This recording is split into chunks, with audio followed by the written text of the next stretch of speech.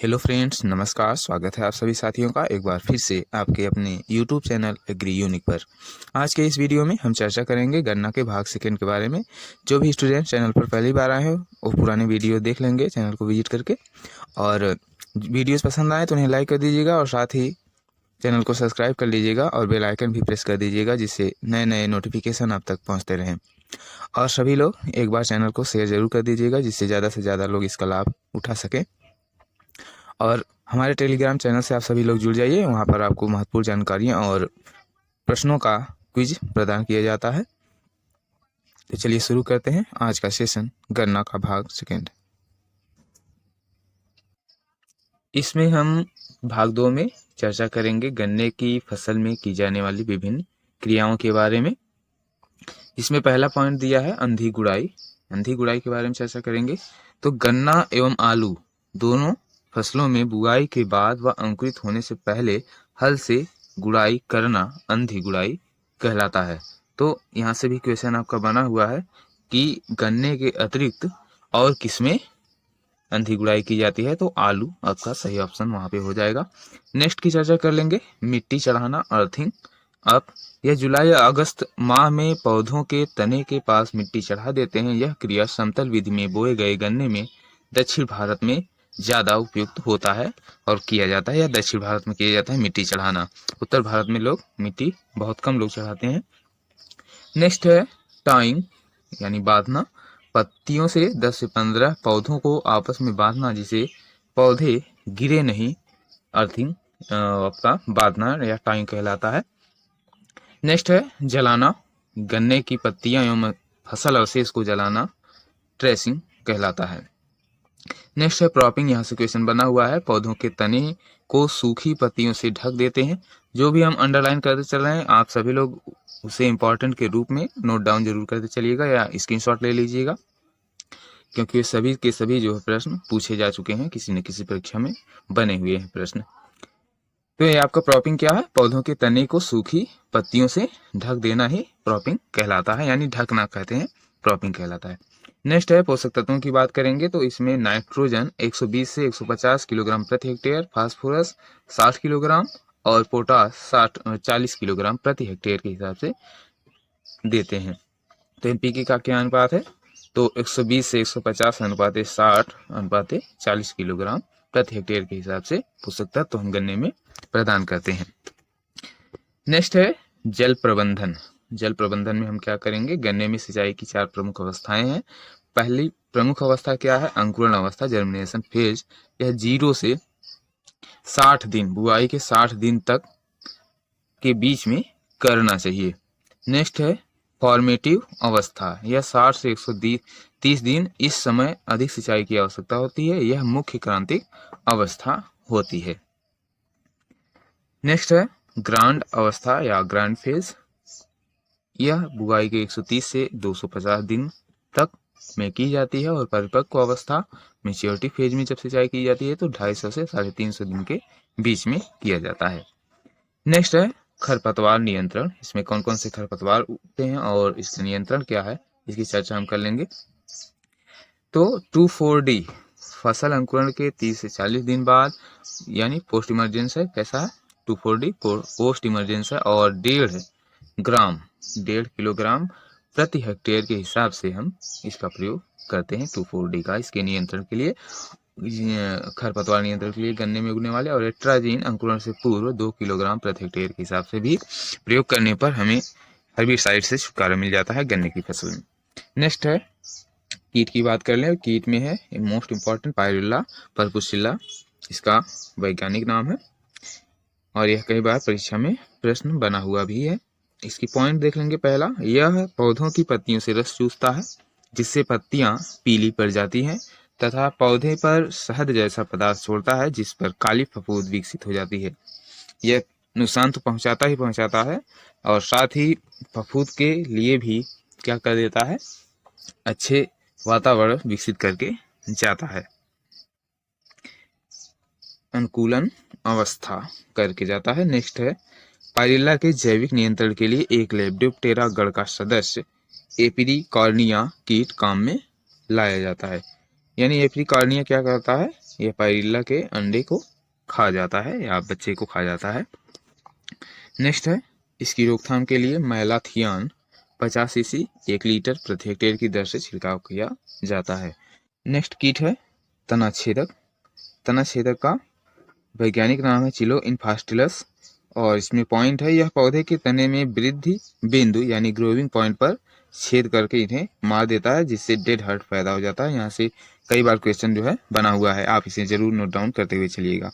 चलते हैं next topic की तरफ।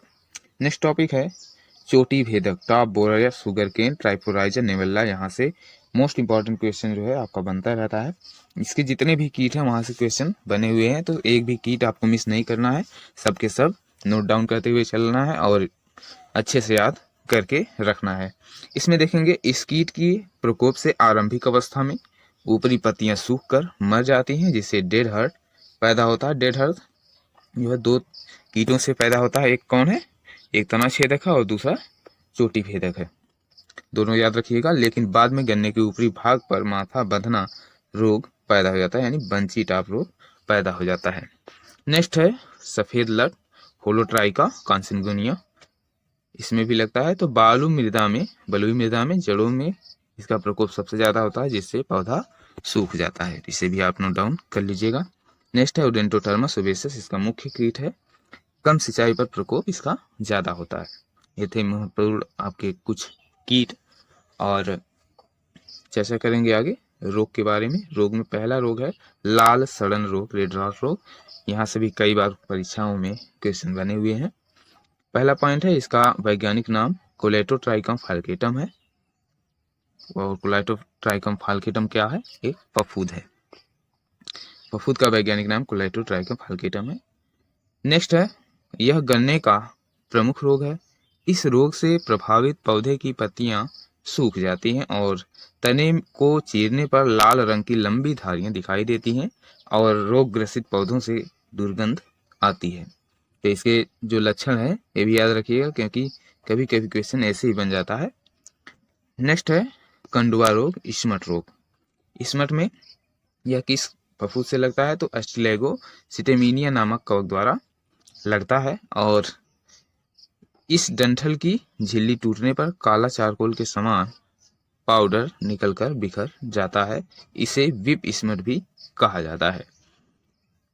यहाँ से क्वेश्चन नहीं बनते हैं, फिर भी आप याद रखिएगा कि किसके द्वारा होता है, कभी भी पूछा जा सकता है। नेक्स्ट है रेटूनिंग स्टंटिंग डिजीज, यहाँ से कई बार क्वेश्चन बने हुए हैं। RSD यह किसके द्वारा होता है, तो जीवाणु के द्वारा होता है, जिसका वैज्ञानिक नाम है लिसोनिया जाइली। और चौथा कीट देखेंगे, चौथा रोग ग्रासी सूट रोग, यह फाइटोप्लाज्मा के द्वारा होता है और यहाँ से भी कई बार क्वेश्चन बने हुए हैं। नेक्स्ट है गमोसिस, यह जीवाणु के द्वारा होता है। जो भी अंडरलाइन हम किए हैं उसे आप नोट डाउन करते हुए चलिएगा ध्यान से।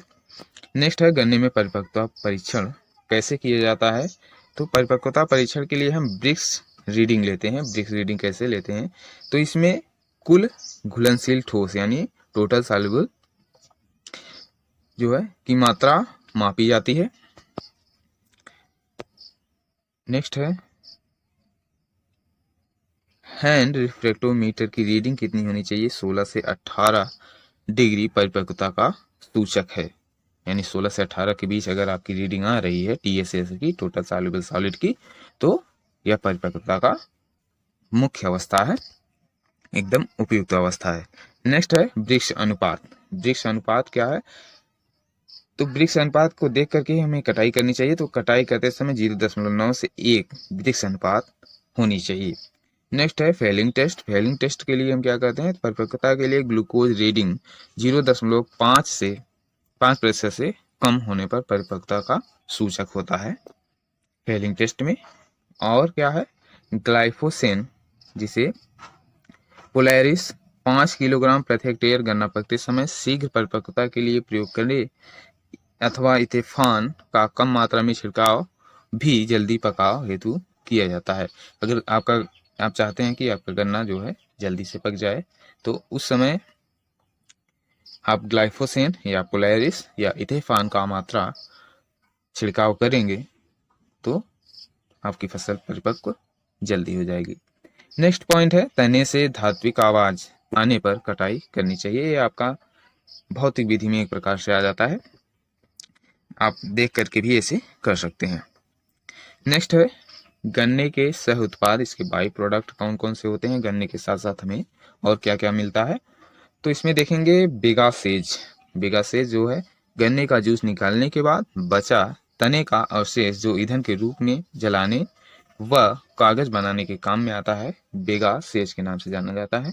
नेक्स्ट है मोलेसिस। यहाँ से क्वेश्चन बना हुआ है गन्ने के जूस का उत्पाद जो एल्कोहल बनाने व क्षारीय भूमि के सुधार हेतु प्रयुक्त होता है उसे मोलेसिस कहा जाता है। नेक्स्ट भी आपका क्वेश्चन बना हुआ है प्रेस मड।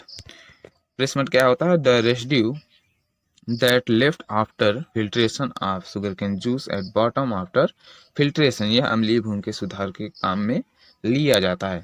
तो इसमें जो प्रेस मड होता है, जो जिसे आप लोग गांव में क्या कहते हैं, महिया कहते हैं, और जो निकाला जाता है उसे ही प्रेस मड कहा जाता है। नेक्स्ट है उपज। उपज कितनी होती है एक हेक्टेयर में, तो 400 से 600 क्विंटल एक हेक्टेयर में इसकी उपज हो जाती है।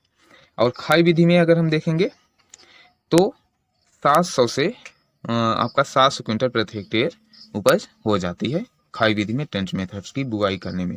और उत्तर भारत में एक साली गन्ना उगाने व ठंडा जलवायु होने के कारण औसत उपज कितना होता है, 300 से 400 क्विंटल प्रति हेक्टेयर उपज हो जाती है। नेक्स्ट है गन्ने में रैटून फसल जल्द ही परिपक्व हो जाते हैं लेकिन उपज क्या होती है, कम हो जाती है। नेक्स्ट पॉइंट देखेंगे महत्वपूर्ण प्रश्नों का है। महत्वपूर्ण प्रश्न कौन कौन से यहाँ से जो बनते रहते हैं वो भी दिया गया है, और जो बन सकते हैं वो भी दिया गया हुआ है। इसमें गन्ने के पुष्पक्रम को क्या कहा जाता है, तो तीर या एरो कहा जाता है। यहाँ से तो क्वेश्चन बने हुए हैं कई परीक्षाओं में, तो इसे आप नोट डाउन जरूर कर लीजिएगा। नेक्स्ट है गन्ने के पौधे को नाइट्रोजन की अधिक मात्रा देने से सुक्रोज प्रतिशतता में कमी आ जाती है, नाइट्रोजन अधिक नहीं देना चाहिए।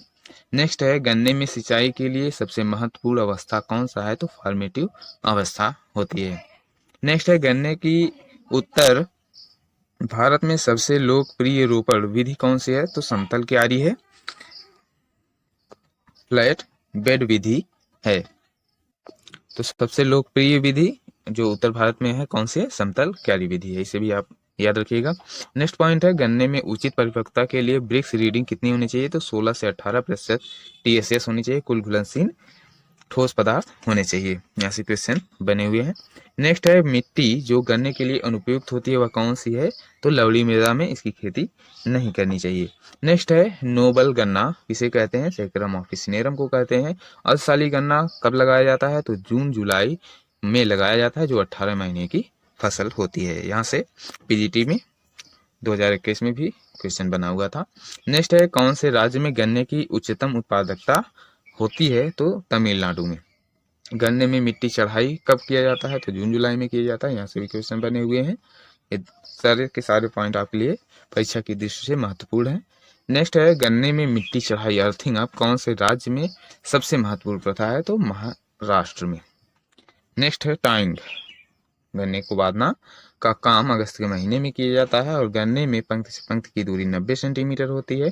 जंगली गन्ने का नाम सैकरम स्पॉन्टेनियस होता है। नेक्स्ट पॉइंट है गन्ने को पकते समय हल्का जलाया जाता है, सुक्रोज और रस की गुणवत्ता में सुधार हेतु ऐसा किया जाता है।